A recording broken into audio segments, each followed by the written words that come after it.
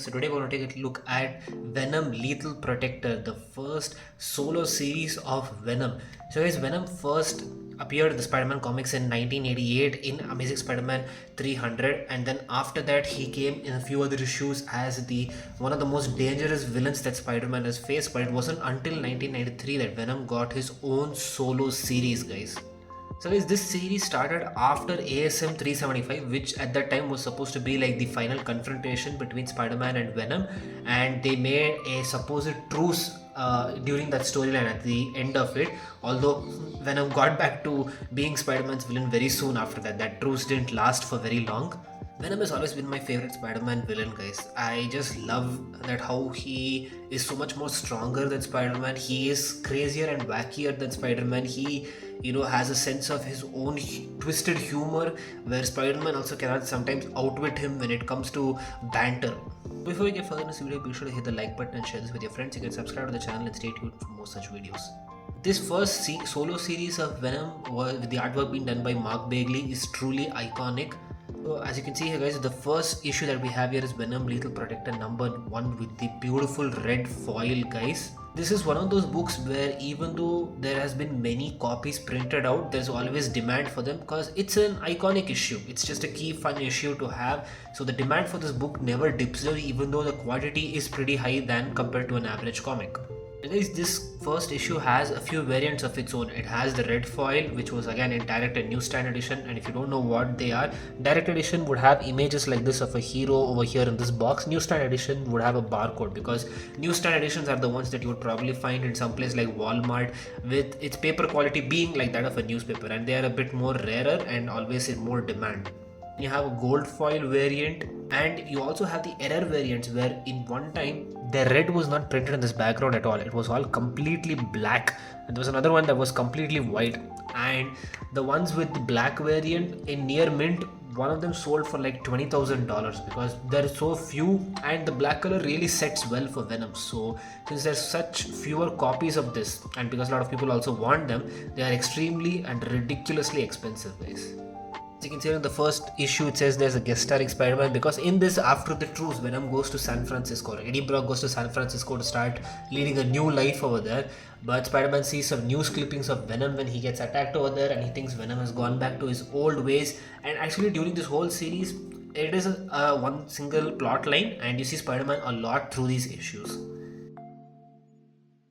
Moving on to the second issue, another iconic cover art of Mark Bagley with Venom, up in the alley. This is pretty freakish and scary. Definitely gives the horror vibes of Venom. And I've been reading a lot of reviews where people say, Venom is not supposed to be goofy, but actually, if you read the initial stories of Venom, with the way when he fights Spider-Man and the way he talks, he's a bit goofy when he talks. It's pretty accurate to what Venom actually was.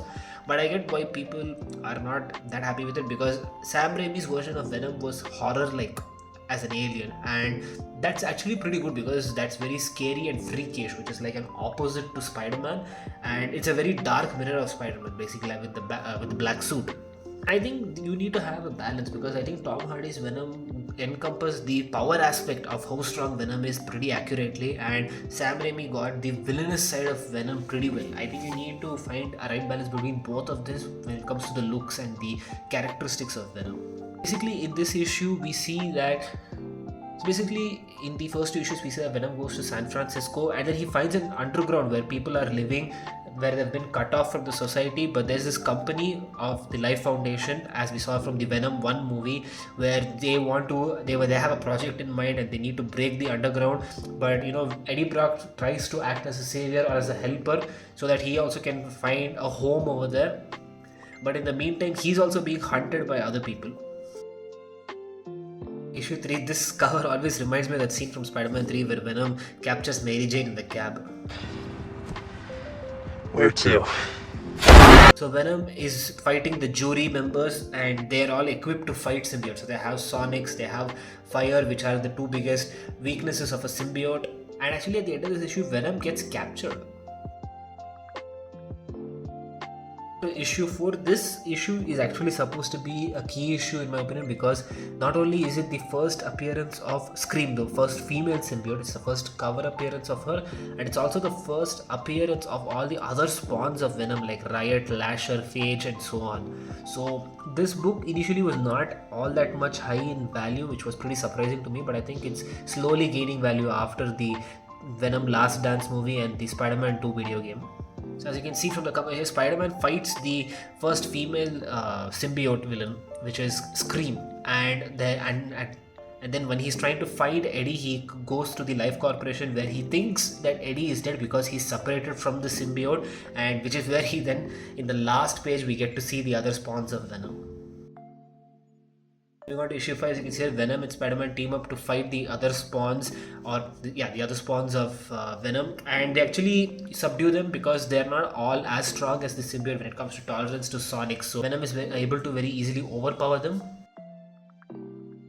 And the last issue, which is another iconic issue, you would have seen this in a lot of t-shirts and a lot of iconic artwork, and this is where the story concludes to an end and Spider-Man comes to some sort of an understanding that maybe Eddie Brock is turning into a new leaf. He's not all that maniacal or psychopathic as he used to be all those years ago, and decides to give him a fair chance and leaves. And even Eddie Brock is accepted by the underground people, and he decides to be there as the Lethal Protector.